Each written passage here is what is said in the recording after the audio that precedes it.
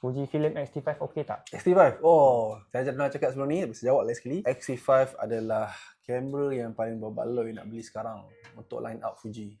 Because dia adalah abang kepada abang untuk X-Trend 5. Dan kalau nampak trend yang baru-baru keluar sekarang ni, kebanyakannya menggunakan X-Trend yang sama, which is saya sebut pasal sensor yang sama lah dengan X-T5. Selalu saya nampak trend Fuji ni dia akan keluar di higher level punya body dulu, lepas tu baru akan dapat pada orang lain. Contoh X-T5 keluar dulu, dapat X-Trend 5, lepas tu X-T50 dapat X-Trend 5, XE5 dapat X-Trend 5, Sekarang latest X-Trend 5 lah kan? X-Trend 5 lah. Dan kalau XT5 sekarang kalau use boleh dapat 6 lebih, kalau baru dalam 8 lebih. Kalau tanya saya siapa yang nak start XT5, siapa yang nak start Fuji, dan dia daripada Sony ataupun daripada Canon, So ni dia professional lah. dia professional lah. Dia maksudnya kalau dia tak nak rasa macam downgrade sangat, XT5 adalah the best to start with. Saya boleh katakan dia sama level. Okay, saya kata sama level kan, kata apa benda bang, compare crop dengan Full frame. crop apa. Maksud saya macam ni, dia sama level dari segi level pro lah, level orang kata apa, level tie dia tu XT5, Canon R6 dan juga